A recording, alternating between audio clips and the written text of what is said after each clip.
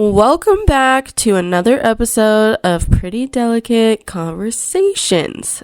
This is the space where we get honest, feminine, and unfiltered about all the things that shape us. I'm Sadie, and I am so excited about today's episode because I have such a special guest joining me. Yes, you heard that correctly. I said guest because this is our first episode where we have our first guest joining us for the podcast. And she is someone that I adore, someone who inspires me creatively, and someone who just has this beautiful, grounded presence about her.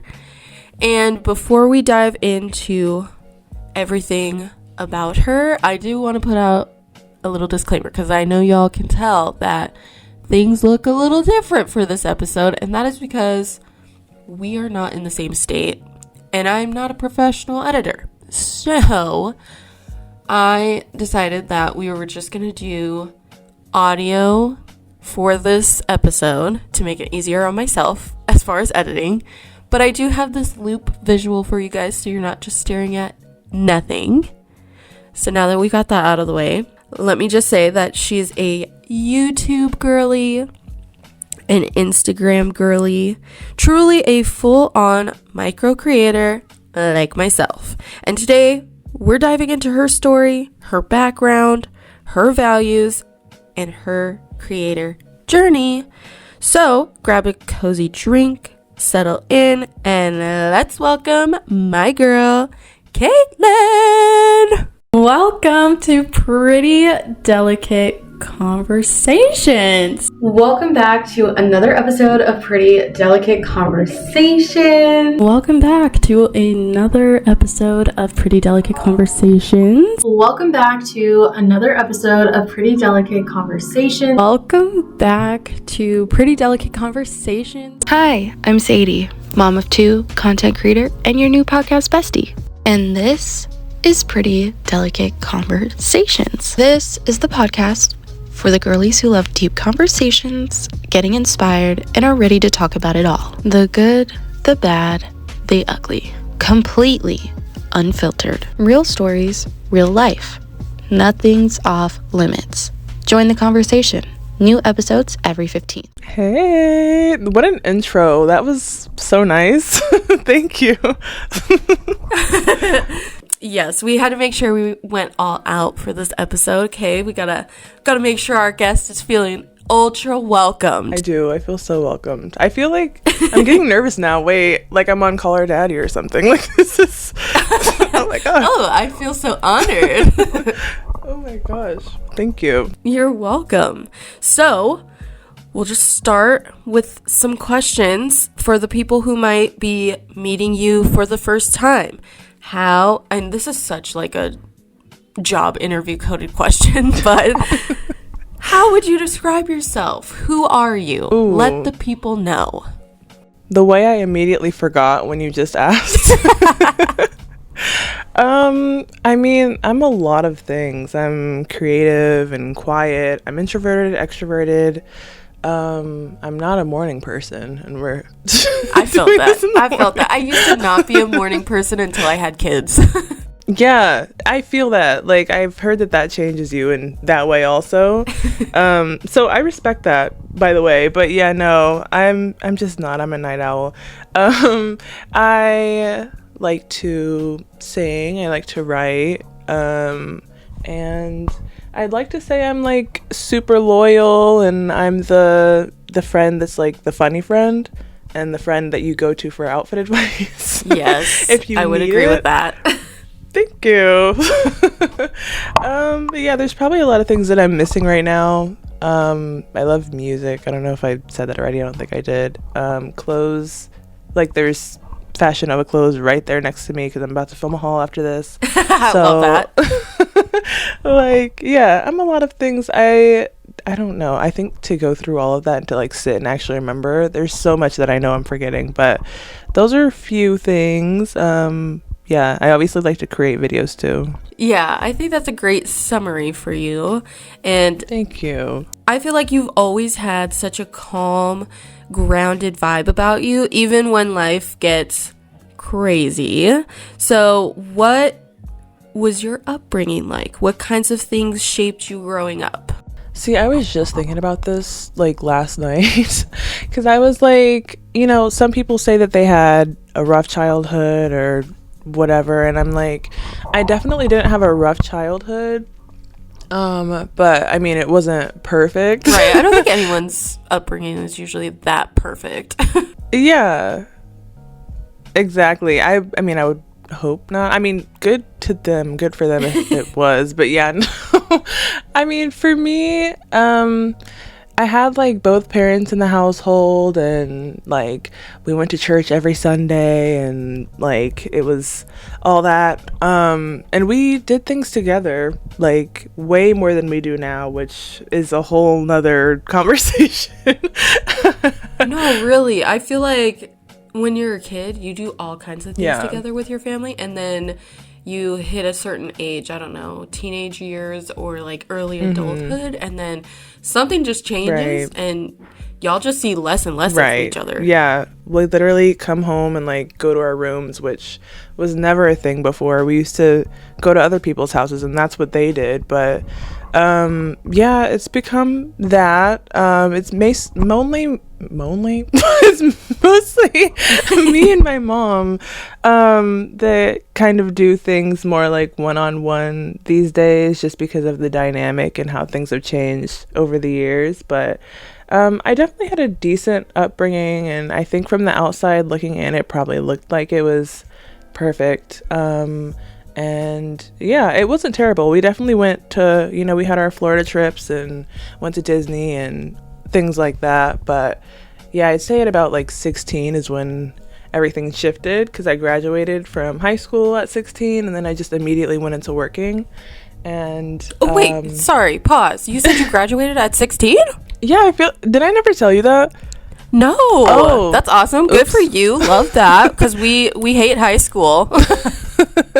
No, I was literally just telling my dad the other day. I was like, what even was the point of that at this point? Like, I didn't go straight into college or like do anything crazy earlier. Like I went into corporate, I guess, earlier at like 19, but that didn't really have much to do with it, I feel like. So I'm just like, what was the point? Like, I missed out on so much that I should have got a chance to do, because it was so unorganized graduating early. But I don't know, I guess it just depends on the way that you look at it, I guess, question mark. Yeah. Because yeah, I don't know, some people would say that I've done enough and like what's, I guess, in their eyes successful in a way of somebody who's graduated early or graduated at 16. But I guess I'm just, I don't know, I had this vision and that didn't happen. That wasn't the case. And so I'm just trying to fulfill that. But thank you. It was somewhat an accomplishment, at least in the moment when I graduated at 16, and I was like, wow, For I'm sure. the only one who's like not 18 in this arena. But yeah, I feel like that's about where that stopped. But that's fine. Well, I can definitely see how that made you who you are. Something I've always admired is how intentional you are. Like Thank in your you. relationships, your habits, even how we talk. Mm-hmm. Were there certain routines or values you grew up with that helped shape that centeredness you carry? I'm trying to think, and I'm like, I don't think so. I mean, I don't want to give all of like the positive credit of everything that I am to just myself, because obviously my upbringing did have to do with that. But I definitely wouldn't say that I got like my way of like being intentional from my parents, because they don't really do that.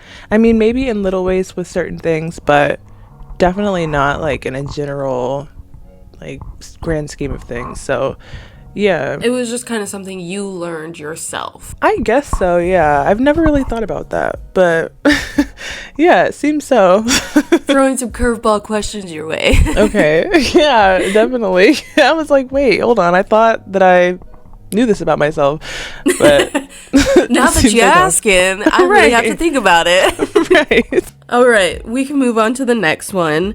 Do you feel like the way you were raised still influences how you move through life now? Like how you handle friendships, boundaries, or challenges?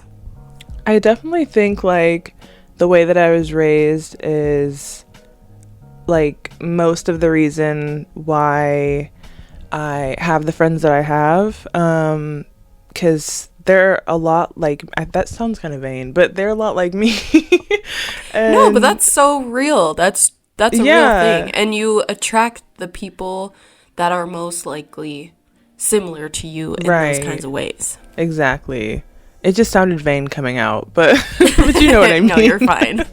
But yeah, it definitely had a lot to do with like who I saw and kind of attached myself to when I was younger, because it was a thing of like, if somebody's different than you, that's, you know, it's no reason to treat them different, or there's no reason to ever kind of have that wall up for that reason with people, and kind of letting people be and just letting them exist was always a thing, whether they're different from you in religion or whatever. So that definitely was like the start to my friendships and things like that. But I think everything after that I tried to practice on my own, and I tried to like have my own set of morals, or at least find the reasoning behind the morals that were instilled in me. And that has a lot to do with the way that I go along about my friendships. I don't know if that answered the question, but no, I think that answered the question very well, actually. You're very well spoken. Oh, thank you. It's like I just woke up and I'm like hoping that I'm making sense right now. We both are. Okay, good. I'm glad we're in the same boat, because I was just like, am I speaking English right now? Okay, good. Okay, so one thing I love about you is how internal your compass seems. Like you never really get lost in the noise. What are some personal principles or values that guide your everyday life? I think like doing it for the plot. Yes. Like YOLO. Yeah, there's just some things that I'm like, life is too short, especially now in America. Yes. And I'm just like, yeah, I have my morals and what I believe, and I don't think that there's ever any reason to treat somebody differently because of any difference that they may have or whatever. More. Yeah, but I definitely am like, who wants to get tattoos? Like, I'm the person that sends the random text at like 3 a.m. with like a Pinterest board attached, being like, who wants to get tattoos, and like dunk it after. So yeah, that's kind of how I go throughout life. And I like to do things kind of following my heart, but also logically. I like to like think a lot about what I actually want to do before I do it, so that when I can actually start doing it, it's more organized. I'm so glad. See, this is why we're friends. Yes, exactly, because we're so similar in that way. Yeah, I ponder over it, even when I don't even realize that I'm sitting there and I'm like daydreaming about this plan that I have, and I have it organized a certain way, and then so that one day when I finally execute it, then it's a little bit easier. Like, I'm looking at my whiteboard right now that has I haven't really even talked about this, but my movie timeline for my script literally in front of me. That was something that I thought about way before, and I knew that I wanted to even do something as little as that and have that organized that way. So yeah, I feel like I ramble. Just let me know if I get off topic. We're both chatty Cathys, okay? This might be one of the longer episodes. That is fine. And you can have me back if I get off topic and I need to re-answer some questions. No, you're good. Okay, so my next question: has your faith or your spiritual foundation influenced the way you see things, like family, purpose, or just life in general? I definitely think so. I was just talking to my mom about this yesterday. Like, the way that I was raised in terms of faith and like my outlook on that, it's definitely not a super linear thing. Like I'm always learning, and every time I meet someone new, I kind of can tell and understand why they feel the way that they feel about religion, whichever thing or way that is. Yeah, like very intuitive. Yeah, and I'm just like, I mean, everybody has their reasons for what they do and what they don't do, and I think that had a lot to do with wait, what was the question again? I was like, wait, am I getting off topic? I think I am. how your faith or your spiritual foundation influence the way you see things, like family, purpose, or life. Yeah, okay, so that was the point that I was making. It happens. Yeah, so like yeah, specifically in terms of like family, I think in the faith that I was raised in, there's more of a focus on like the family dynamic and like there being a head of a household, or like there's the head of the household and then there's the wife and then the kids. And I mean, to each their own about that whole thing. I am not one to, tell people what they need to be doing, but for me personally, that was something that it didn't have a negative impact on the way that I viewed marriage or family or anything, but it was definitely something that, I mean, I never even saw myself getting married in the first place, so I was like, I don't really think that's ever going to be relevant for me. And the whole being submissive to a man thing, even when he's wrong, I'm like, can we just be 50-50? Like, why does it need to be like that? That's how Donnie and I do everything, is 50-50. And I love that. I've always felt that that's how it should be, but who am I? Little old me. Right. But yeah, it definitely had some impact in the way that I viewed family and like marriage in that way, just because I could never really relate to the whole marriage thing in the first place. So yeah.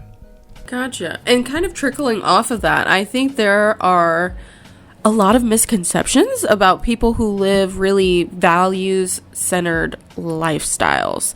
Like, what's one thing you wish people understood better? About me specifically and like my faith, or just like I think I've told you this, but like my whole thing with faith in general was just the fact that people kind of would know that about me, and I would hear whispers about it, but it was never something that was directly said to me. In terms of their idea of me, it was always, oh, she's that girl that grew up a Jehovah's Witness, or whatever. And I'm like, but do you even know my name? Like, right, why does it have to be that is who I am? I mean, obviously it is a part of who I am. That's how I grew up, but you shouldn't be put into this box either.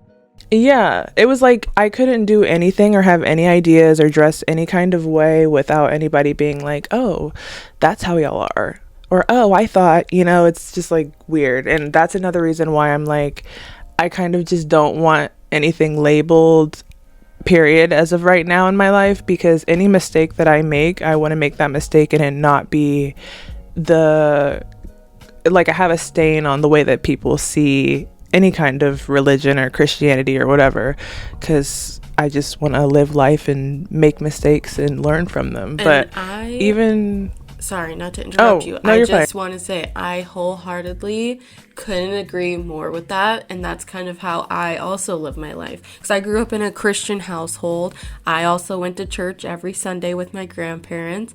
But I feel as I've gotten older and I've kind of understood more about religion itself and just kind of my own perception of it and my own ideas of it, I feel not as Christian, but more spiritual. Yeah. And I've heard a lot of people say that too.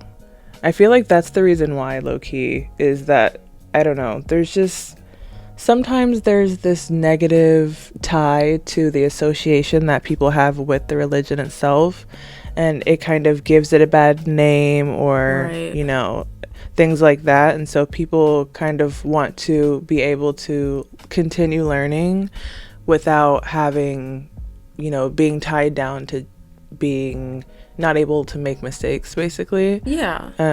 So yeah, I completely get that. I want to be able to, like I said, make mistakes and it not be attached to a whole group of people, Right. whether Right. that's black people That's or my fair. family, or yeah. So I don't like the labels at this point. No, I am 100% on board with that.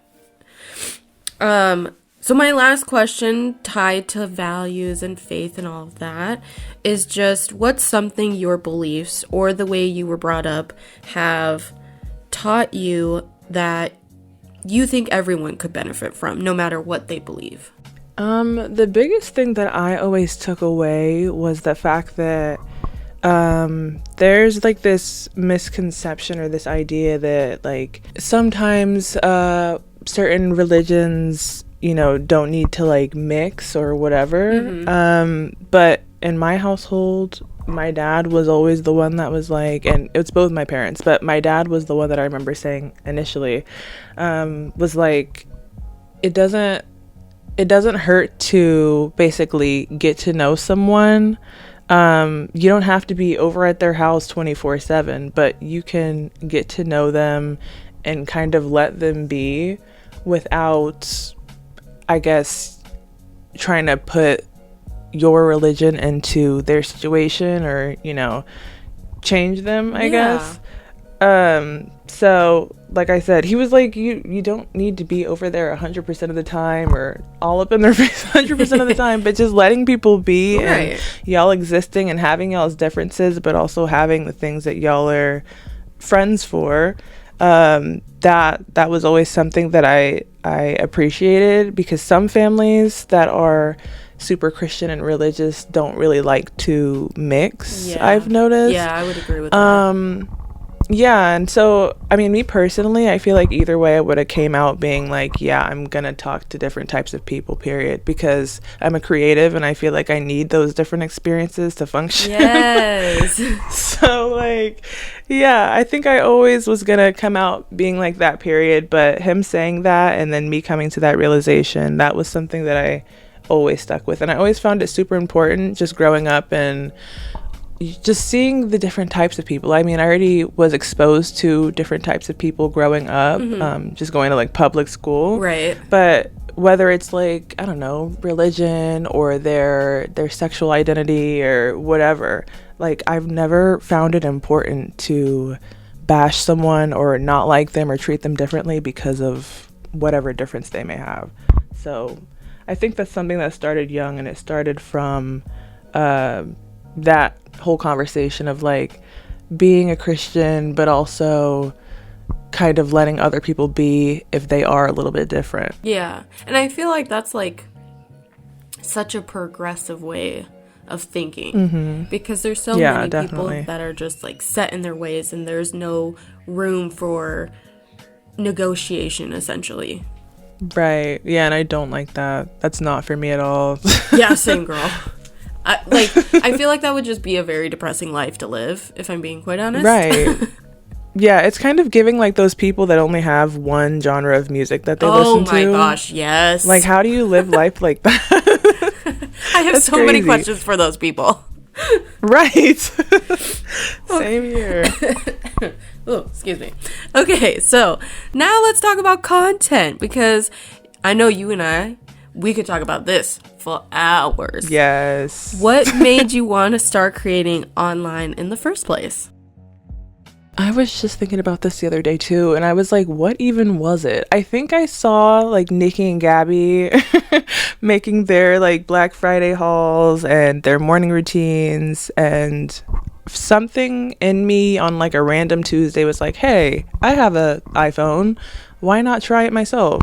So I think one of my first like, I guess, bigger videos, or videos that was like, it made it out of the double digits. Yes. That was my Black Friday haul that I uploaded, and I remember going to the mall when it was still like a thing, and getting a whole bunch of like Victoria's Secret because they had the sale for Black Friday, and I brought my bags back, and I immediately set my camera up, and I just decided to start filming. And then I remember I edited that video, uploaded it, didn't think anything else of it, and it got a decent amount of views. And then I was like, oh, wait a minute, why don't I like keep this going? And then that's basically what started that. But I think that deep down I always wanted an outlet to be able to just say what I want to say and do what I want to do and create. So yes, I feel that. And that's kind of what my answer was too when I got asked it in a Q&A, was just like to have this creative outlet where I could, you know, talk about the things I want to talk about and share the things that I want to share. And also, I know YouTube can be really intimidating, specifically because you're just really putting everything out there, and so many people are able to judge and critique. And so I think when people start a YouTube channel, I have a lot of respect for them because it takes a lot of courage, in my opinion. Definitely, especially if you're like a lifestyle vlogger or whichever. Yeah, that's crazy. I feel like there's more that I need to share, but I'm just so aware that anybody could be watching that I'm like holding back a little bit. But I need to not do that. I need to like just let it go a little bit and just be more open, because I feel like my audience would appreciate that. Oh yeah, 100%. Do you remember I think you just talked about this. Do you remember that first video or that first post where you were like, okay, wait, I kind of love doing this? Yeah, I think the one before my Black Friday haul was like we had went to go see Double Dare live because they were like on tour. Yeah, and it was actually super fun. Like I wish they would do that again, but then COVID happened, and then I don't think they're doing that again. Of course, because COVID ruined everything. Right. But yeah, that was like, I think that was 2019 that happened, and I vlogged the whole thing not even knowing that I was vlogging. And then I ended up making it a YouTube video. So that was the video that was actually my very first video. The lighting was terrible, and I don't know about the audio, but that was my first video. Love it. I know my first video was like me singing a cover of Needy by Ariana Grande, and I was like 7 months pregnant with Malia, and I like could barely breathe through it. The way I wish I would have seen that was probably so interesting. I'll have to like make it public and just send it to you so you can see it real quick. Oh my gosh. It was yes, so I would bad. Appreciate that. It probably wasn't even. You're probably just like being particular. I understand that though. What surprised you the most about being a creator? Good or bad or both? I didn't know how. So like when I started uploading, it was a decent time frame. We were still doing like challenges and things, but now it's completely different.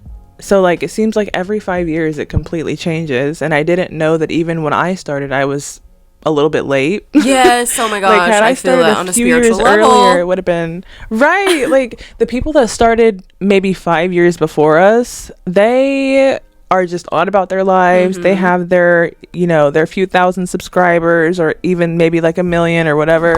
They have their audience, and they don't have to worry about the problems that we are having right now with the algorithm and copyright and all of this extra stuff. Yes. Well, and so the YouTube algorithm is one of a kind. It is not like Instagram. It is not like TikTok. It is just, it's up or down, hit or miss. Right. Like there's really no rhyme or reason to the YouTube algorithm. Like you just gotta hope and pray for the best, basically. Yeah, and I just heard from this creator that actually has like a good amount of subscribers that apparently when your shorts do well and those are pushed, it makes your long form videos not get pushed. So stop. Right, I was like, wait, what? No, because my shorts always perform so well. Is that my problem? See, I'm like, that's what I thought. I was like, wait a minute, I don't like that. See, and now they just got rid of the trending page. Why would they work against you like that? Literally, they do not want us to make it. It's so sad. God. But that. Whatever, we'll get there eventually. Yes. I just do feel like had we started a little bit earlier, we would be probably where we want to be by now. Absolutely. I say that all the time. I'm like, I should have just started in 2015 like I wanted to. But no. Right. I was too scared and worried about what other people were going to say. Yes. Oh my gosh. I shouldn't have even like worried about graduating early at this point. I should have just started YouTube in high school and then literally went on about my life. Seriously. And I would probably I think about that so often, it's not even funny. Yeah, it's kind of like gets me spiraling sometimes. Same. But I'm like, you know what? Like Let me that just look at the topic positive. specifically, I could talk about for hours on end because I feel like, yeah, there's just so much a lot to of be small said. creators. Yeah, exactly. So much on so many levels. And since you and I talk about this all the time, what is something people don't realize about being a micro creator? Like that stage where you're still growing, still figuring out your voice, still finding your audience. I think people don't really know or understand like the internal battle and the internal monologue that you have. Yes, oh my trying gosh. to figure out even like what you want to upload and like when you want to upload, how you want to upload. Because I felt the same way when I used to just watch YouTube and I never made videos. I never thought that there was any kind of like science to it. And I guess for a while there wasn't with YouTube. Right. But now that there is, I don't know that people are aware of that or if it's just the creators that kind of have that information. But I definitely think that people probably don't realize how much work actually goes into making a video, whether it does well or not, especially if it's like a channel that doesn't have a lot of subscribers. Because the number changes, but the amount of work that you put into that video, you could have spent an all-nighter filming and editing and trying to get it up and then going to work and, you know, dealing with kids or family or life issues. Like, none of that changes because you have a smaller or bigger subscriber count. So I feel like people don't really know that unless they do and they just don't care. But that's also but possible. I feel like that's not really known. Yeah. That might be, but I don't know. So what's your favorite platform to create on right now and why? I feel like YouTube will always have a special place in my heart. Agreed. Because it's like the only place you can upload a 24-hour long fireplace video if you want to. Literally. Like nowhere else can you do that, and the quality is like 4K, the audio is crisp. So I definitely think YouTube is probably my favorite. There's like some content that I like to upload onto YouTube that I don't think that I would upload directly onto my Instagram feed even, because Instagram is just so interconnected with like the industry and everyone everywhere. Yep. And like every celebrity that has a spam account, they would see that directly. Right. So I'm just like, oh, maybe not. But I definitely think YouTube is like my top one. And I think if TikTok wasn't like going through the purchase battle that it currently is, that it did, I definitely would still be on TikTok if it wasn't for that. But because it was so easy to use, so like user friendly. Oh, and I swear the TikTok algorithm has like the best algorithm. Like you can pop off so easily on TikTok because they're constantly pushing people in their algorithm. Exactly, and I love that for them. I wish YouTube would get on that. Seriously, YouTube, let's pick up the pace here. Right. And last question, as far as content creation, if you had to describe your online community in one word, what would it be? Quiet, because they never respond to my little... I'm crying. I appreciate them. Oh my god, I feel that. Because literally, like, I swear it's just you and me commenting on each other's videos. I'm like, hello, is anybody else here? Like, I see my subscriber count and I'm like, okay, I know there's people here. Right, but like where are y'all at? Right. Why is it crickets in my comment section? Although I will Literally. say, Michelle from Instagram has been very nice. Yes. And she has started commenting on my videos, so that makes me happy. And I'm hoping, Love her. it entices more people to want to comment to see, oh, there's actually comments on this video. Right. So that you don't scroll down and it's no comments yet. Yes. Oh my gosh. Man, yeah, the struggles. I feel that. I know. Oh my gosh, because I feel like people don't take the content seriously if there's not a lot of engagement, right? Because people don't know us. They don't have that connection with us like they would Nikki and Gabby, Alicia, right. All these bigger creators. They've had the time to establish, but it's how do we get there if people don't want to interact? Which again takes us back to the whole had we started earlier thing, it wouldn't be so overly saturated with everybody making content. And then it'd be a little bit easier.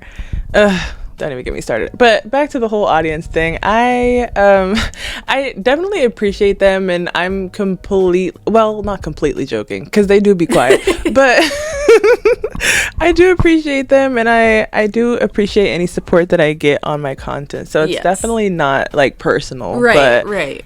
Yeah, that is something that I've noticed. I'm why is it just me and my friends over here? And mainly just me and you, not even just me and my friends.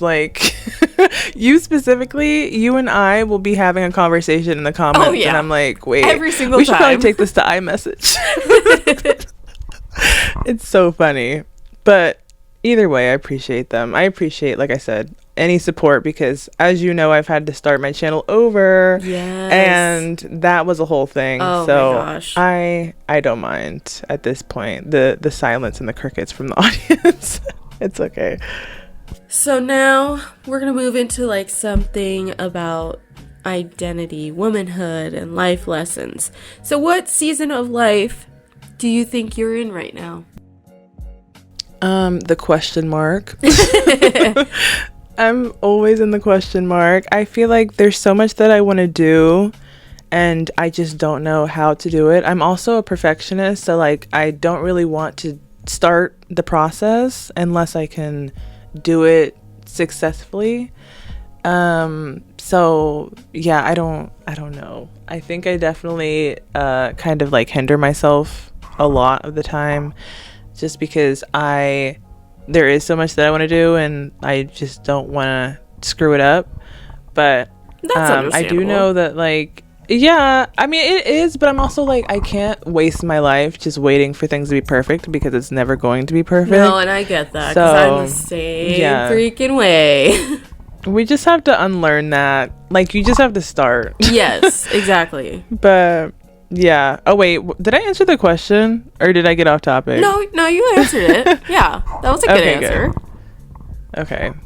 What is a lesson this year has taught you? I know we're still pretty early on in the year, but maybe there's something that you've learned already in the first couple months. I mean, so okay, I don't want to take this back to any negative situations. Oh boy, especially here we go. I know you said this year. I mean, just a little bit of tea, just a smidge. You know about my whole breakup situation, and that was my first one. And that in itself has taught me that just because I think somebody's a good person doesn't mean that they actually are a kind-hearted person. Just because they do good things doesn't make them a good person. Right. So, no, that's real. That's so real. Yeah, that was something I did not know. I thought I could clock it, but whatever. I guess I couldn't at that point. I can now. But hey, that is a lesson learned. Right. And definitely going into 2026, I was believe people's actions the first time. Yes. And not making excuses for their actions, because they are literally most likely they wouldn't for you either. Who they are. Exactly. And being an adult, my friend and I was just telling me, she was at our age and any age past our age, everything that people do and the way that they treat you is purely intentional. Oh, yeah. Like, there might be little things that they don't know that they're doing because of past traumas and things, but after you've said something about it, it becomes intentional. If they're still doing it and it's still a reoccurring issue. Right. So that's definitely something that I was taught. That happened towards the end of 2025, and it's something that has stuck with me, just with other people that might be similar. Right, because now you're cautious and aware.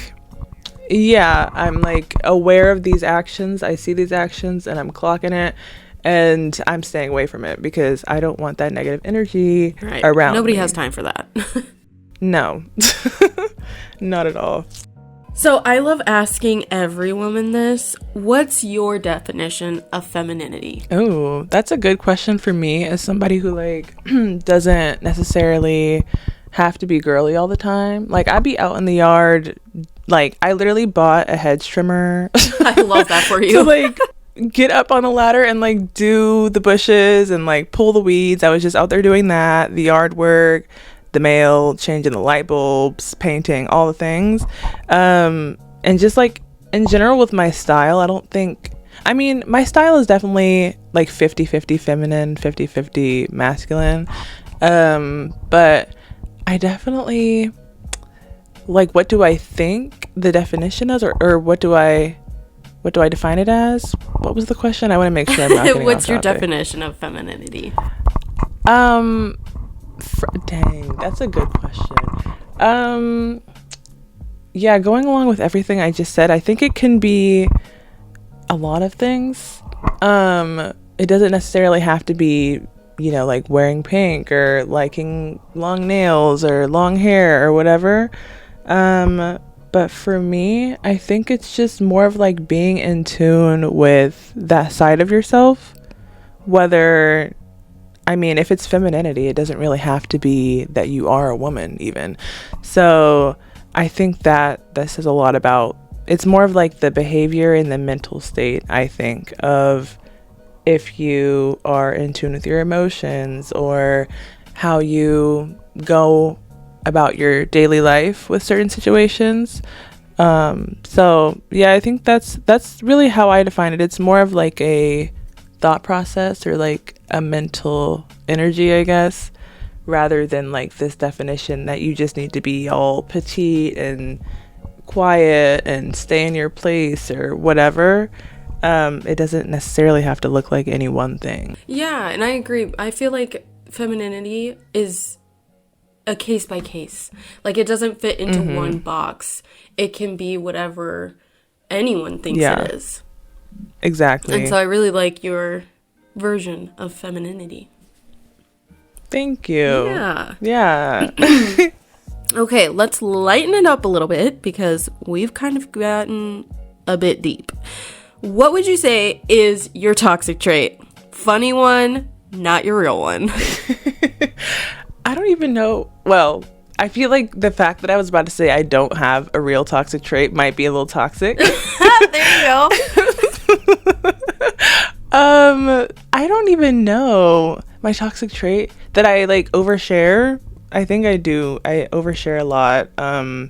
And that is else? me. Oh, like I like could have met you 5 seconds ago and completely trauma dumped on you in the next 30 minutes. Right. Like, it's so bad.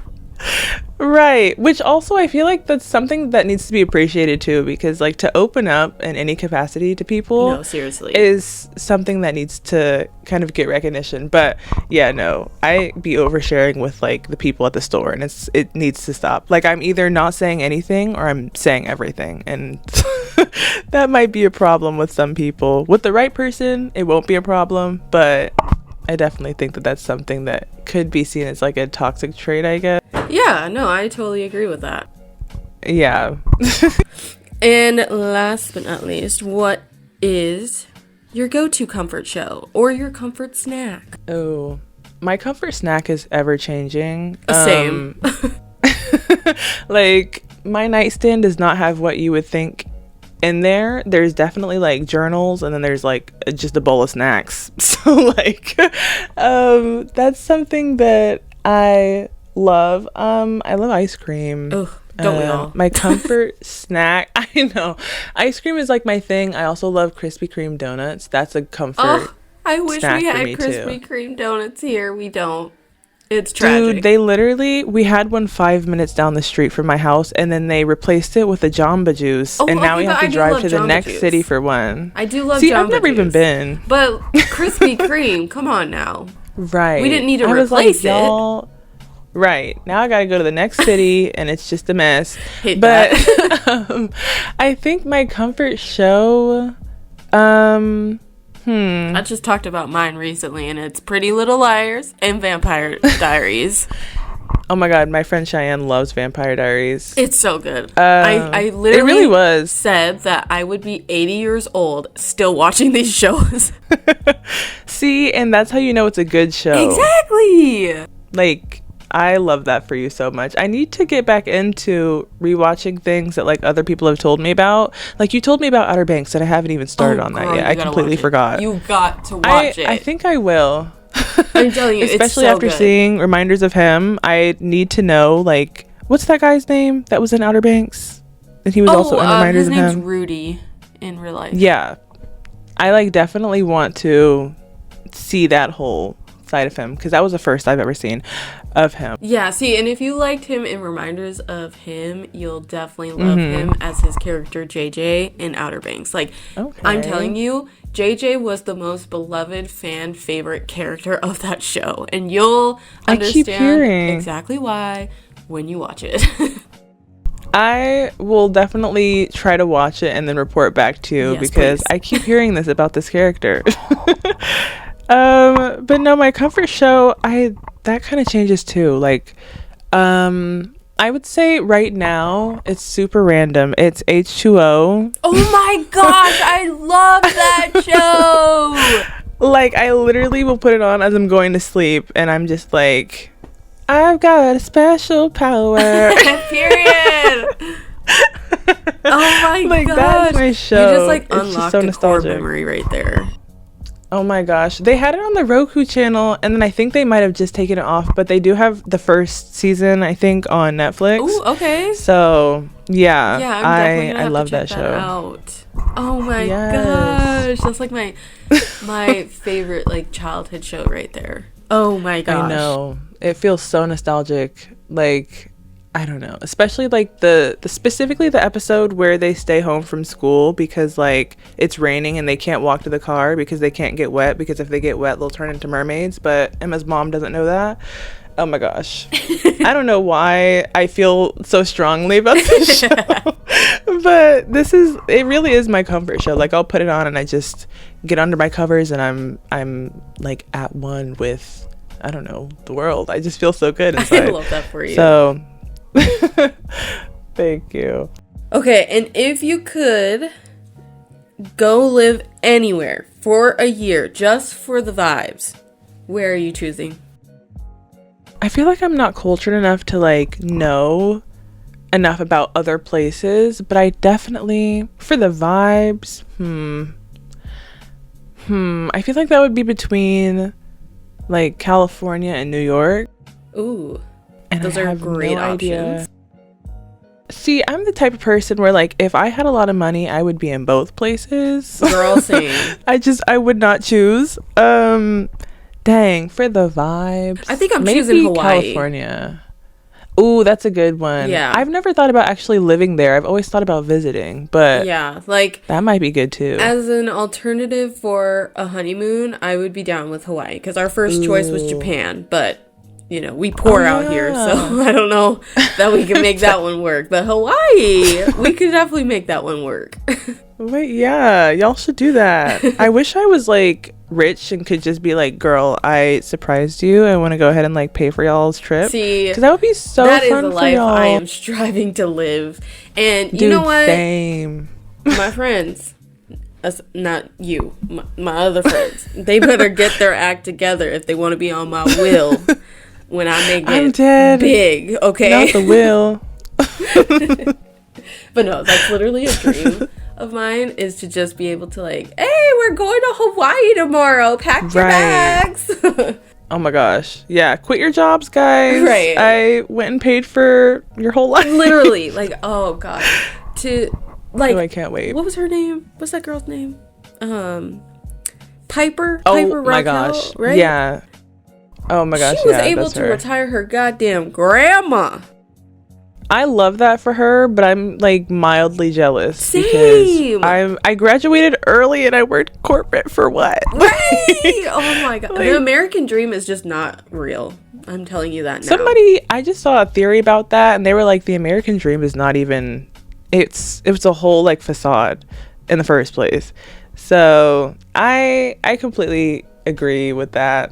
It's definitely changing now though too, like what you said about her being able to retire her family, or her, who was it, her grandma? Her grandma, yeah, that's like, yeah, we have doctors literally still paying off their like student loans, right, and like, oh, the my OF girlies are gosh. doing this, which again, I love that for them, but Right. us people that are working a 9 to 5, like, it just needs to be a little bit more balanced. Basically. Well, and you know, that whole 9 to 5, they need to start paying people more, because the economy we're in right now, baby, I can't afford to live. Right. Okay. Oh my gosh, it's so depressing. It's so bad. I hate it. I was like, right when it's my time to be an adult, this is what happens. No, literally. I'm sorry Like, that what? I was in 8th grade and not buying my first house. Like, Right. What do you I should want have from skipped me? out on elementary school. Right. Like, oh, I should have had my Bought some first house land. in kindergarten. Right. If only I had known. At least then I could have bought a house for like $50. Literally. Jesus Christ. Oh my gosh. Yeah, don't even get me started. Yeah, no, 'cause that's literally, just the we can whole talk thing. about I'm this getting one hot. in a whole different episode, because Right. that's how much we have to say on that. Literally. But I feel like this was honestly such a special conversation. I feel like everyone listening got to see and hear a side of you that's so genuine and so warm, and I'm just really grateful that you came on today, and you're our literal first guest on the podcast. And so I just want to special. say thank you for being so open.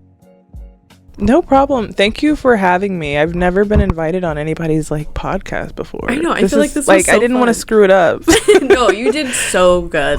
Literally, you had such great answers, and I know there's going to be girlies out there that can absolutely relate to you. So make sure you guys go show Miss Kaytlyn all the love. Follow her on YouTube, on Instagram. Everything will be linked in the description. If you loved this episode, share it with a friend who can relate. Thank you so much for tuning in to another episode. I love you so much, and I will see you in the next episode. Bye!